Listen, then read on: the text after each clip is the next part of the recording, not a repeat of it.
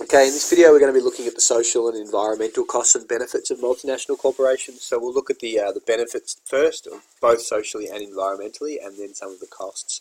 In terms of the social and environmental benefits, when we're looking at social benefits, we're looking at more wider benefits for society that aren't necessarily of a monetary value, and environmental benefits are obviously benefits that will help the environment.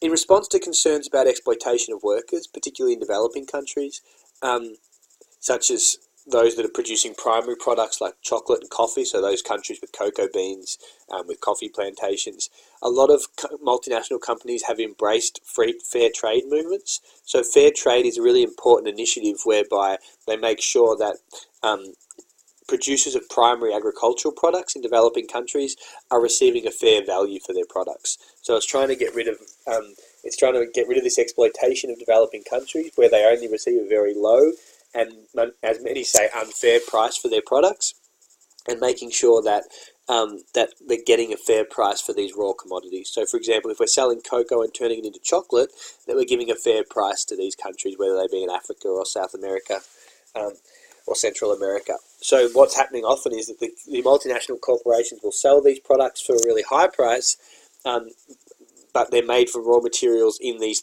developing countries that often get a really low price. So another good example would be in the Democratic Republic of Congo, where they're selling coltan, which is used for your iPhones and Samsungs and a lot of those mobile phones, as well as they're in electric cars. They're often not getting a very good price for their coltan, so fair trade would be about making sure that these developing countries get a fair price for selling that coltan to the developed nation. So fair trade movements is one benefit because that's been a real push by multinational corporations recently. Many have argued that this approach has led to the ongoing impoverishment of farmers, so by not giving them fair prices in the developing world. So fair trade is all about providing a fair price for goods and services, making sure that the producers of products in developing countries are remunerated fairly. Companies claiming to support fair trade must also provide safe working conditions. So often it's about getting rid of child labour, making sure that everything is safe and fair, and they're also doing things environmentally sustainably so that that country has resources for the future.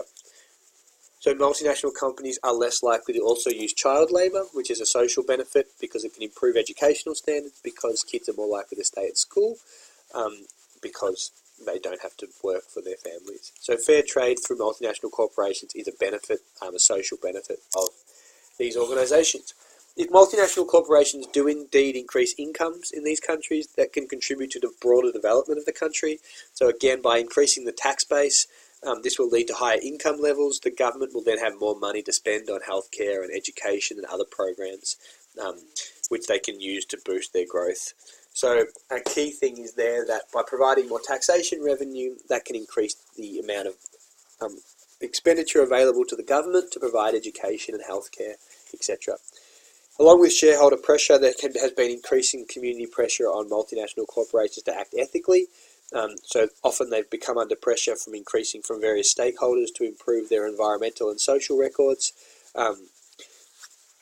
Is another example of multinational corporations switching towards more socially and environmentally friendly production.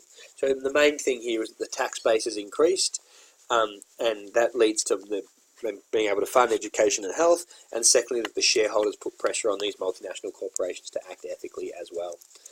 In terms of the social and environmental costs, often these multinational corporations lead to the spread of homogeneous products, so identical products, around the globe, which reduces a sense of cultural identity. It can have negative influence on the government policy. So, for example, a study undertaken in 2011 showed that the mining industry in Australia is about 83% foreign-owned, and that can lead to a lack of cultural identity within countries because you've got multinational corporations that are dominating, and therefore there's a lack of homegrown businesses.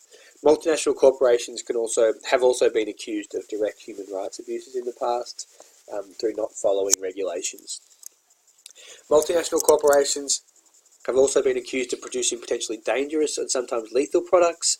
So one example would be in Australia, James Hardie was accused of asbestos, which caused a lot of people to suffer from cancer, and that can have a negative impact on people's lives, obviously, through their health.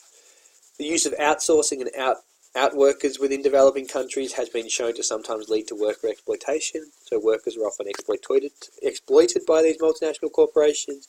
It also hurts the host country because they don't get enough jobs in that country because they're outsourcing all their work.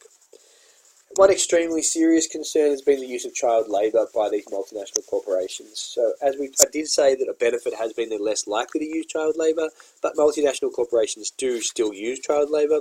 And the UN estimates that around the world around 215 million work, many of them full-time, and a lot of those children are working for multinational corporations. Thank you.